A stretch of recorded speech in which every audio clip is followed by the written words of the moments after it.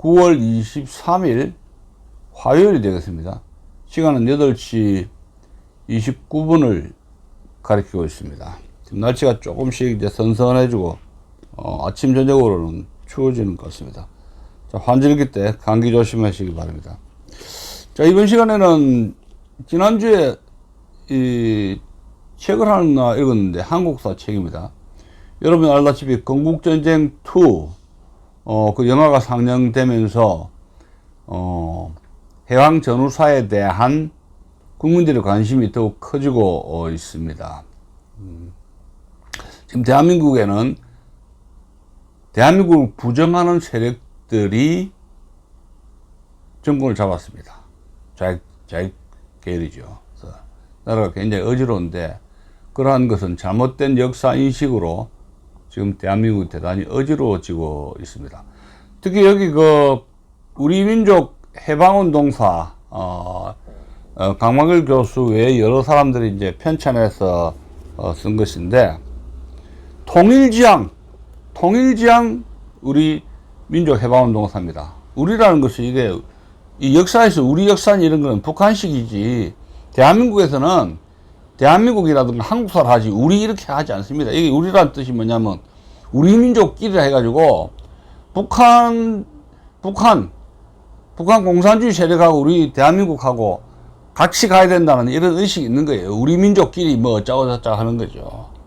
그래서 있지 않습니까? 통일지향이라고. 여기서 말하는 강만규세 한국사 전공자들이 요구한 통일지향이라는 것이 어떤 통일을 이야기하는 겁니까?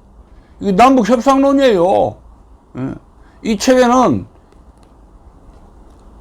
인간이 가장 소중한 무엇을 지향한다? 뭘 추구한다? 자유를 추구한다는 자유주의 사관이 빠져 있어요. 통일 만능주의, 협상 통일하자 그런 거예요. 피 흘리지 말고 대화에서 오손도손이 공산주의자들하고 자유공산주의자, 북한의 공산주의자들하고 주체사상파들하고 남한의 자유민주주의 세력들하고 협상을 해서 오손도손 잘 살자. 그래서 이게 통일지향입니다. 여러분 북한이 지금 핵을 갖고 있는데 핵을 갖고 우리나라를 위협하고 있는데 남북 협상을 해가지고 오손도손 잘 살 수가 있는 것입니까? 기본적인 가정이 틀린 책이에요 이게. 북한은 자유가 없는 체제고 남한은 자유가 있는 체제인데 그 두 체제가 섞일 수가 있습니까? 물하고 기름 섞일 수 있냐 말입니다. 여기 지필진이 있습니다. 여기 2000년에 쓴 거예요. 2000년 김대중 정권 시절에 쓴 책이에요. 지금 정사하고 많이 좀 다르죠. 지필진 소개합니다. 강만길, 강호출, 고정유, 김기술, 김명국, 노경채, 류시현, 박철아, 박한용 씨는 민족문제연구소 책임연구원이네요. 백동현, 변은진, 윤경로, 조철행, 지수걸, 허은 이렇게 많은 사람들은 여기 이제 그 당시에 강만일 교수 상지대학 총장하고 고대 명예교수로 있었던 분이 아마 강만일 교수가 여러 사람 제자하고 여러 사람 엮어가지고 이렇게 필진을 했던 것 같습니다. 혼자 쓴 게 아니고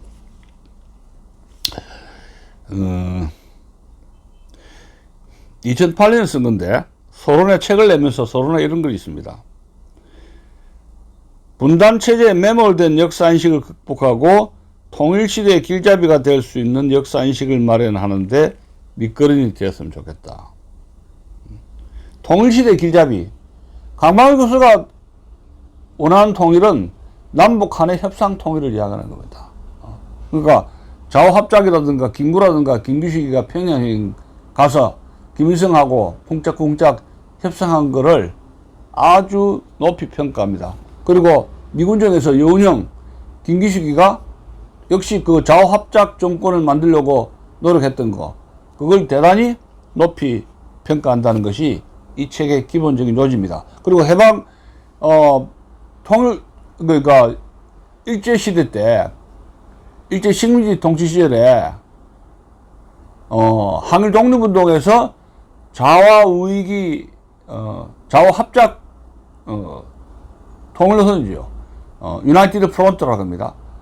자익과 우익이 통일전선을 구성을 해가지고 항일운동을 했던 그 신간의 운동이라든가 그런 그 좌우합작 통일전선에 대해서 대단히 높이 평가하는 것이 이 책의 필자들의 논지 결론입니다. 요지인데,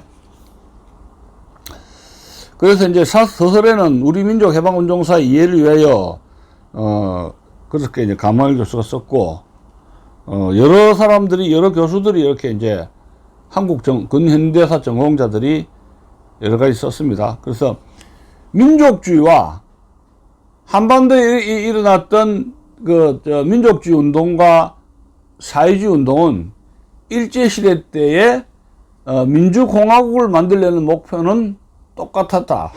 이런 가정을 하고 있습니다. 저는 뭐 그게 전적으로 동의하지 않습니다만은.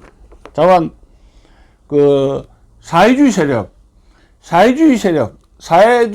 자유공산주의 계열을 어떤 면은 대단히 로맨틱하게 서술하고 있으며, 특히 이 책의 큰 맹점은 뭐냐, 소련 코민테른의 공작, 스탈린의 음모, 한반도를 적화시키려 했던 그 계략, 음모, 그리고 1945년 해방되면서 9월 달에 스탈린의 지침, 소련 코민테른 문서, 어떻게 한반도를 공산화시키려 했는가, 스탈린과 코민테른의 공작이라든가 이런 데에 대해서는 소홀히 다루고 있는 것이 이 책의 하나의 커다란 특징이고, 대체적으로는 한반도는 분단체제다. 한반도 분단체제의 그 책임은 누가 져야 되느냐? 미국과 이승만이 한반도의 분단을 가속화했다. 책임을 지라 하는 것이 이 책의 대체적인 인식이다. 뭐 저는 동의하지 않습니다만은 그런 책입니다. 2000년에 쓴 책입니다. 저는 요새 뭐 건국동맹2에 대한 역사인식, 김동영 감독의 역사인식과는 전혀 다른 인식입니다. 자, 그럼 서론 한번 볼까요?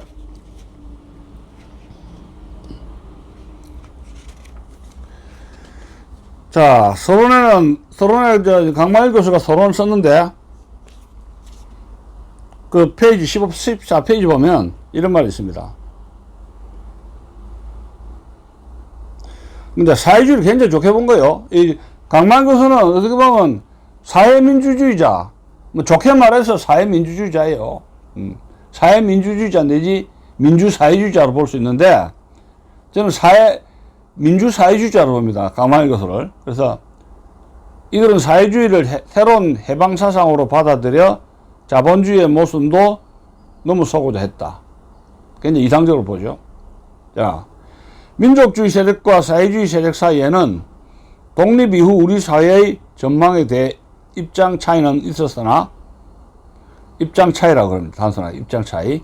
정치적 독립과 낡은 봉건 잔재와 일제 파시즘에 의해 왜곡된 민중의 삶을 민주적으로 건설하는 사회혁명을 동시에 추구했다는 점에서 같았다는 겁니다.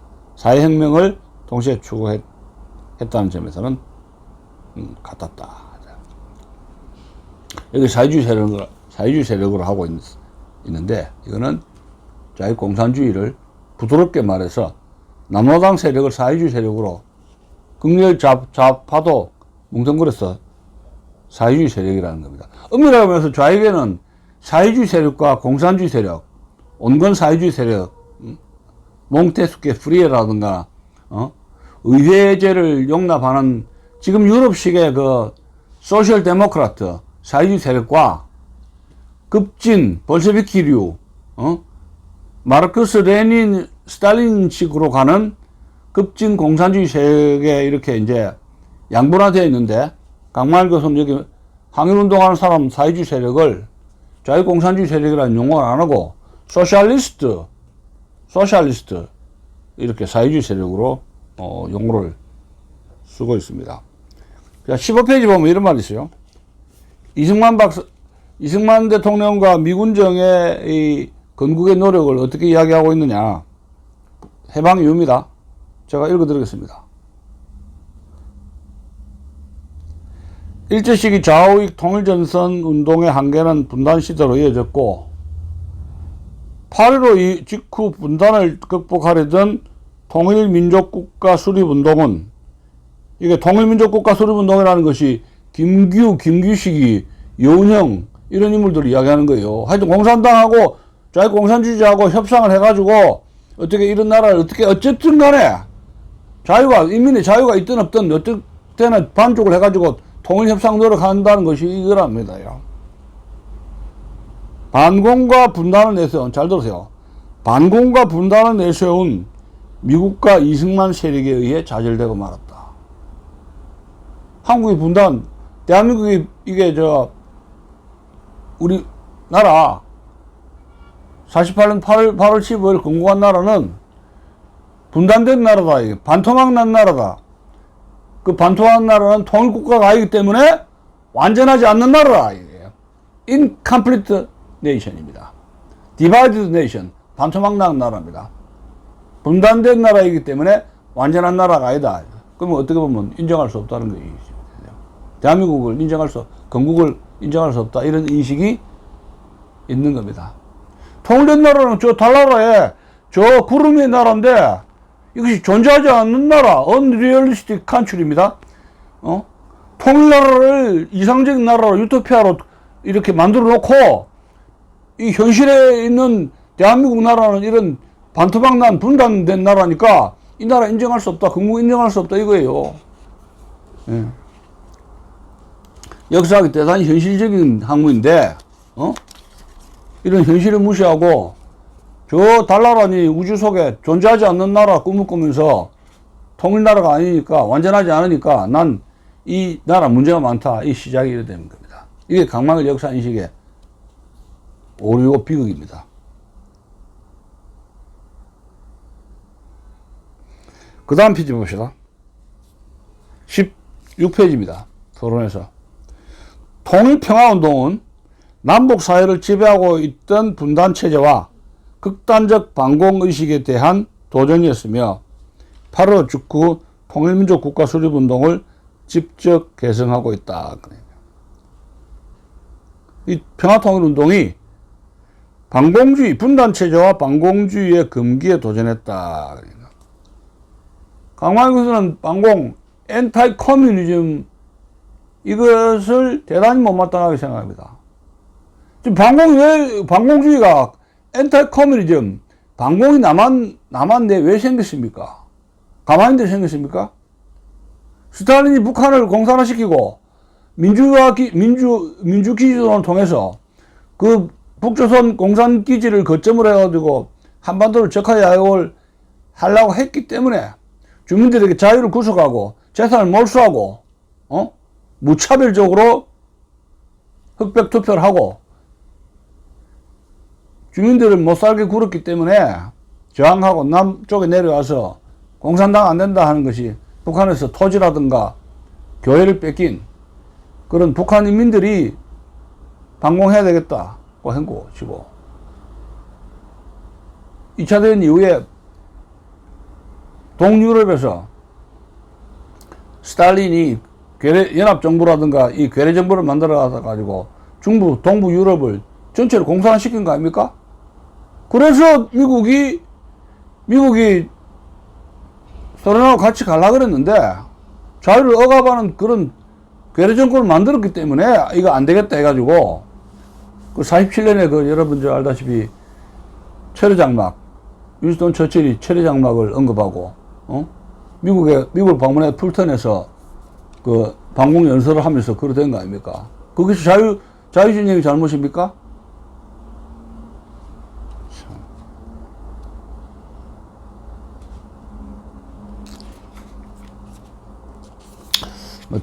이 책을 다 언급할 수는 없고요.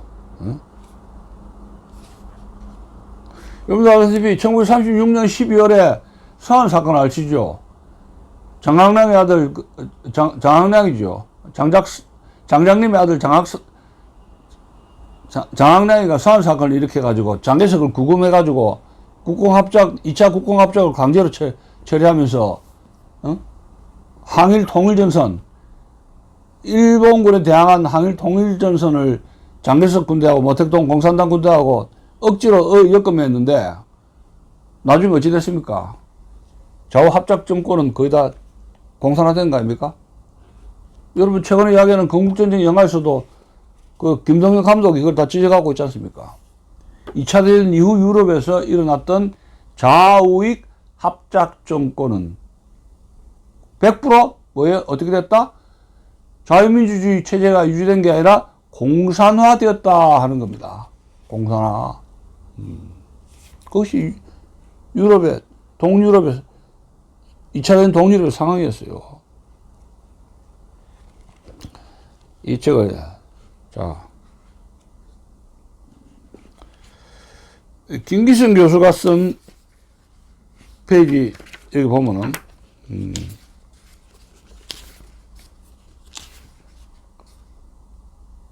남북협상운동과 통일운동의 개시라 해가지고 쓴 책이 있는데, 그 논문이 있는데, 페이지 356페이지입니다.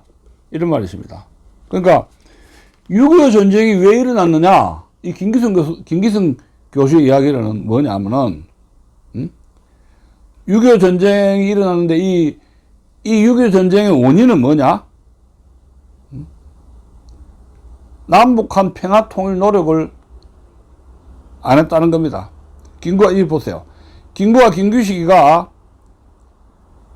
9월 27일 1947년 9월 27일 김구와 김규식은 유엔 총회 대표를 파견하여 남북 통일 운동에 대한 협조를 요청했다. 이들은 유엔 한국 임시위원단의 협조를 통한 평화적 통일만이 동족 간의 전쟁을 방지할 수 있는 유일한 길이라고 역설했다. 아니, 유엔 한국 임시위원단이 남북한에 총선거를 같이 하라 그랬지, 평화통일 하라고 했잖아요. 근데 38선으로 해서 48년 1월 달에, 1월 말에 한국 임시위원단이, 선거감시위원단이 북한 가려고 그랬는데 38선에서 너 못 들어와. 막은 게 누구예요? 그 소련 군정과 김일성, 스탈린이 북한에 총선거 못 하겠어요. 그게 유엔 잘못입니까? 자, 여쭤봅시다. 이들은 김구와 김규식 이야기입니다. 김구와 김규식은 유엔 한국위원단의 협조를 통한 평화적 통일만이 동족 간의 전쟁을 방조할 수 있는 유일한 길이라고 역설했다. 그러니까 김구 김규식이가 남북한 협상을 하러 갔는데 나중에 하러 가죠. 유엔의 협조를 총선거를 방해한 것이 소련 군정과 김일성이 남북한의 총선거를 방해한 겁니다. 근데 이런 걸 빠져주죠. 예? 북한이 요구하는 평화통일, 이게 양군 철군하라 해서 주장에 굉장히 무리가 많았잖아요. 김규식을 굉장히 높이 평가합니다. 49년 1월 김구는 남북협상운동을 다시 추진하겠다는 강력한 의지를 표명했다. 북한에서 올라갔다가 내려와서 빈손으로 내려왔는데 1년 뒤에 김구가 다시 남북협상 운동을 다시 하겠다는 의지를 표명했다. 이거 높이 생각합니다. 김구가. 공산당이 이용당인 건 언급 안 하고. 남북한 협상 통일에서 성시백이라는 북노당 간첩이 맹활약했잖아요. 그럼 빠져있어요, 이런 게. 싹 빠져있어요. 김구가 암살당함으로써 통일운동이 급속도로 약화됐다.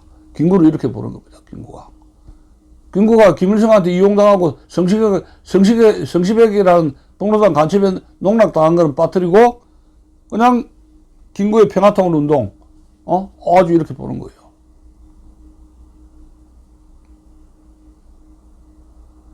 근데, 보세요.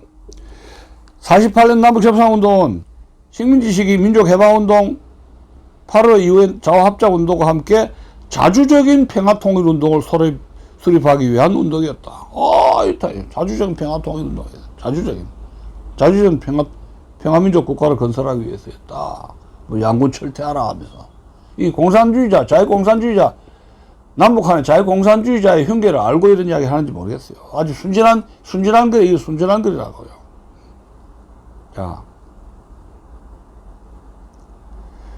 자, 무엇보다도 그것은 미소 냉전체제에 편승하여 분단 정권을 수립하려는 세력에 맞서 민족 분열과 민족 상잔의 비극을 방지하기 위한 민족의 정당한 요구에 기초한 것이었다.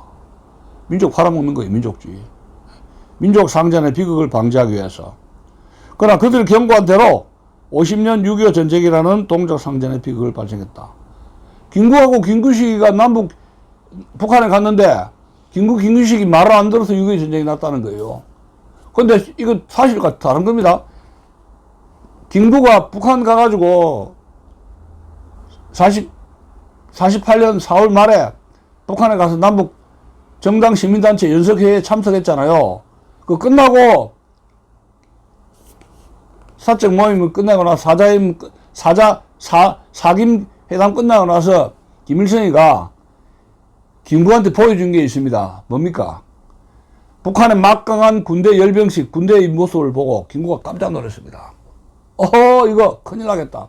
이거 전쟁 나면 한국엔 이제 거의 군대도 없는데, 군대라고 볼 수도 없는데, 이거 한국군은 패할 것이다.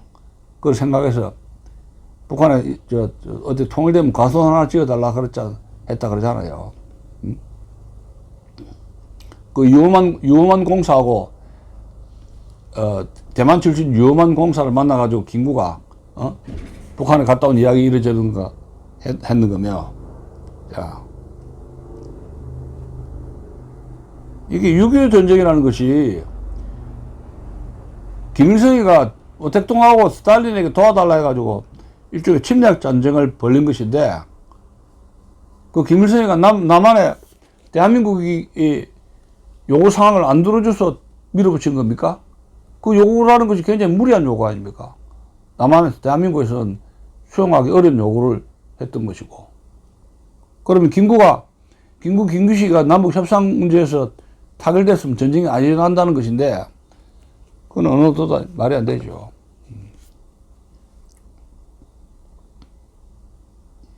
(1948년에) 남북협상운동은 지난 반세기 동안 추진된 자주적 평화통일운동의 밑바탕이 되었다. 자주적 평화통일운동. 참 이게 말이 번드르르하게 지금 갖다 붙이면 다 좋은 말인지. 이게 참. 결론 부분에서 강만일 교수는 분단 시대 통일운동의 역사상기를 해가지고 결론 부분에 쓰고 있어요. 근데 결론 부분에는 뭘 쓰고 있느냐.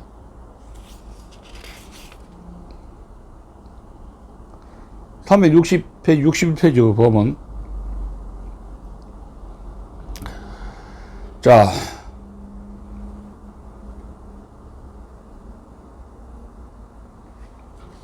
이승만 정권기에서 진보당의 조봉암 후보에서 남북 총선거에 의한 평화통일안이 나왔는데, 이승만 정권은 그것이 국시에 어긋난다는 이유로 진보당 자체를 불법화하고 조봉암을 간첩 혐의로 처형했다.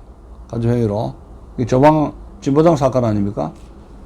진보당 조봉암이 평양 열산릉에 조봉암 가묘가 있다는데, 이 조봉암 사건은 저는 그래 봅니다. 이거 대법원에서 다시 무죄 판결나고 이렇게 했습니다만은, 이런 간첩 혐의 사건은 북한의 문서, 남북한 간에 북한의 비밀 문서가 봉인이 해제가 되어야 진실이 드러나지 않는가, 저는 그런 생각을 합니다. 그래서 간첩 혐의로 처형했다. 간첩이다 아니다. 이것은 북한 문서가 좀 더 드러나야 되지 않는가, 저는 그런 생각을 하게 됩니다. 자, 또 봅시다. 이승만 정권의 통일론은 반공주의에 입각한 무력 북진 통일론이었던 것이다. 왜 이승만 대통령이 북진 통일해가지고 북한을 해방하겠다는 북진 자유통일론을 했느냐? 북한의 주민들이 봉건 시대보다도 못한 어떤 상태입니까? 김일성, 김정일, 김정은의 3대 세습 독재의 완전한 노예 상태 아닙니까?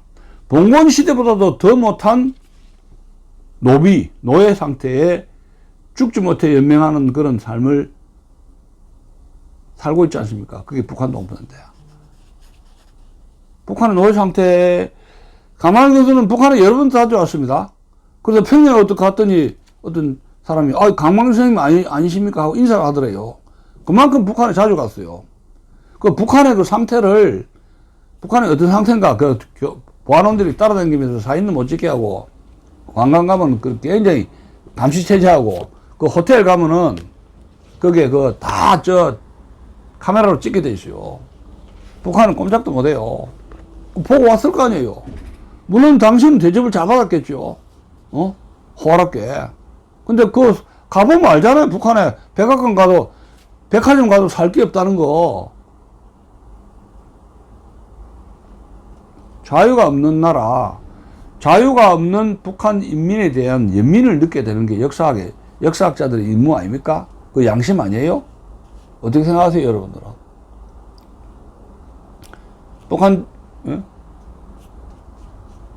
북한의 자유통일을 해서 북한의 주민들, 노예 상태에 있는 주민을 해방시켜야 되겠다는 그 의도, 그것이 왜 나쁩니까? 그런 국가적 목표를 가진다는 것은 중요하다고 봅니다. 이 책은 역사가, 세계사가 그 해겔을 말하는 프라이하이트, 자유정신의 확대로, 자유가 확대되는 것이 세계사의 그 과정이다, 확대 과정이다는 그런 의식이 없어요. 자유의식이 없다니까요, 자유. 통일만 하면 답니까? 어떤 통일을 할 것이냐, 이게. 자유가 확대되면 통일을 해야 될 거 아닙니까? 북쪽과의 체제 경쟁과 독재 체제의 공고화를 위해 유반공주의와 반북주의가 한층 강화되기에 이르렀다. 이 반북주의라는 말은 북한에서 사용하는 것이지 남한 역사학계에서 사용하는 거 아닙니다. 반북주의. 이건 북한의 입장에서 북한을 반대하지 말아야 반북주의입니다. 반공주의. 북한과 체제 경쟁 당연히 해야 되는 거고, 독자의 공고화? 이승만 정권 12년 했죠. 그걸 스스로 정권을 내놨습니다. 3.15 부정선거 책임을 느끼고 이승만 대통령은 자진하야했습니다. 그런데 김일성, 남북한 간에 비교를 해봐야죠. 북한은 죽을 때, 김일성이가 죽을 때까지 했죠. 종신 독재 정치했습니다. 김일성하고 이승만 정권하고 비교가 안 돼요. 박정희 대통령도 18년 했죠.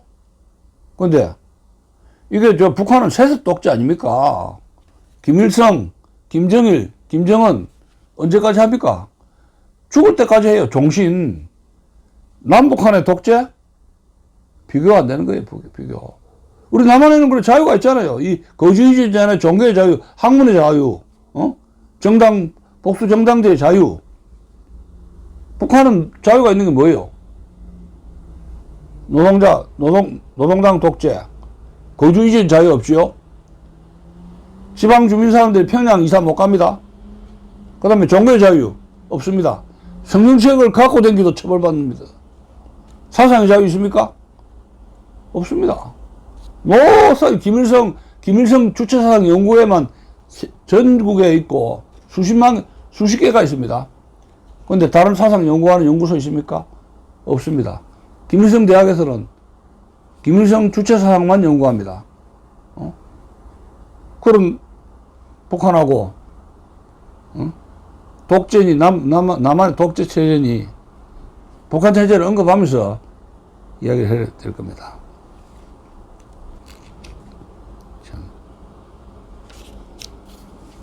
자, 여기 결론 부분을 363페이지 보세요.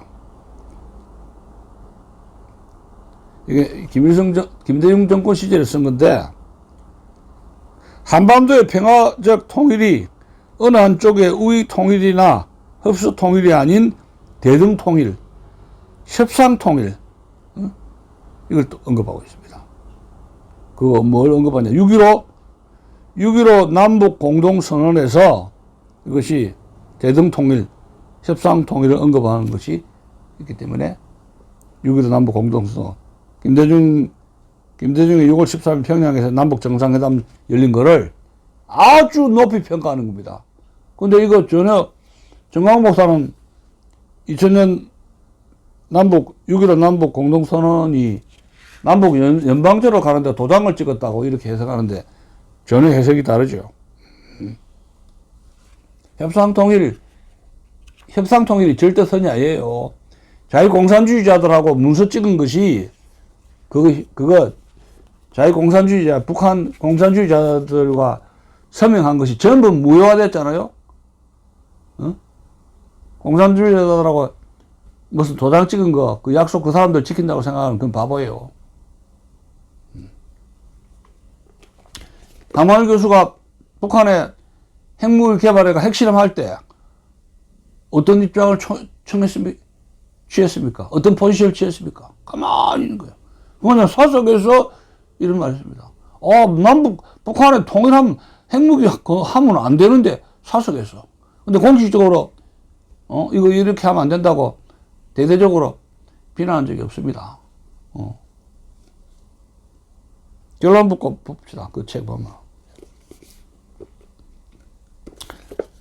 이 강만일 교수의 마지막 결론입니다. 참, 기도 한 차입니다. 기도 한 차.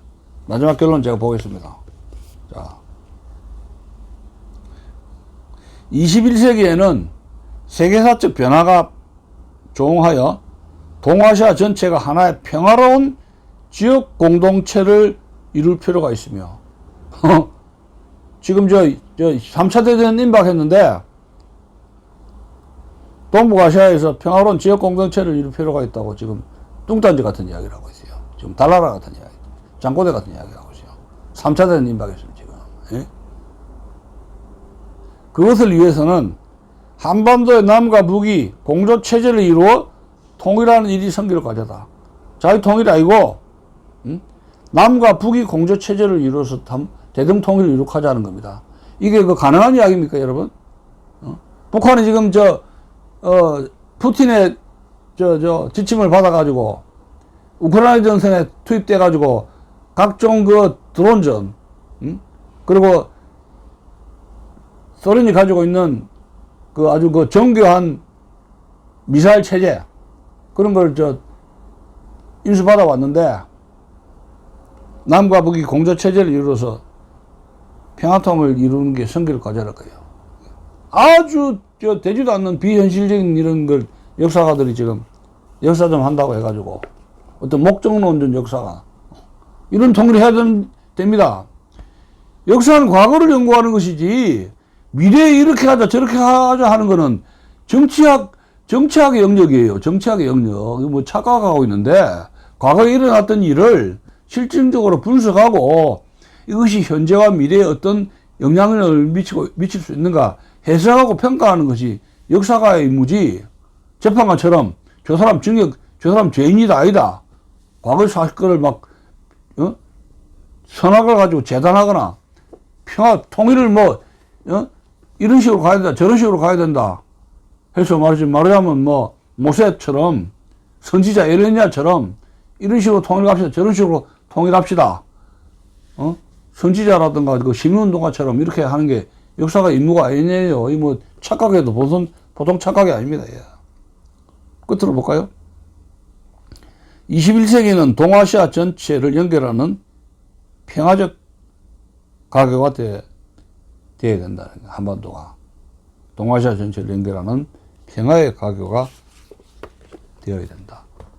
지금 우리나라 K2, K9 전차 사주포 지금 폴란드에 수출해서 대박을 터뜨리고 있지 않습니까?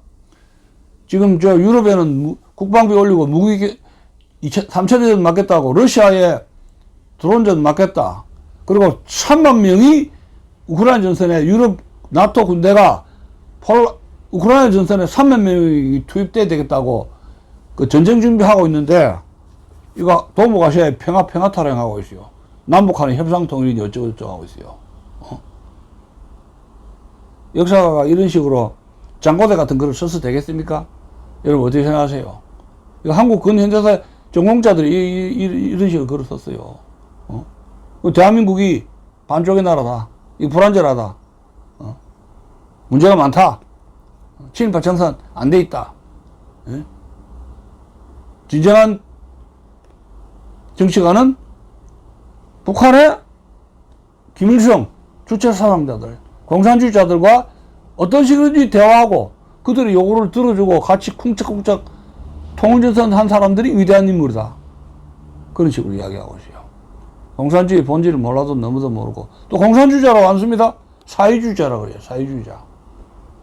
큰 영역에서 사회주의자와 공산주의자는 구별을 해야 되고 공상적 사회주의자와 급진적인 그 마르크스 레닌적인 사회주의자 과학적 사회주의자라 그러죠. 공산주의자를 분리해야 되는데 여기에는 이런 분리도 하지도 않고 있어요. 모든 걸 통틀어서 소셜리즘, 사회주의자로 이렇게 미화하고 있는 것이 이 책의 하나의 큰 결점이고, 특히 소련 문서, 소련의 한반도에 대한 의도에 대해서, 북한의 대남 공작 이런 문제에 대해서, 그런 문제에 대해서 당연히 소홀히 다루고 있다. 그 사회주의자들을 미화시킨 책입니다. 이 책입니다. 자, 오늘 이 정도로 마치겠습니다. 감사합니다.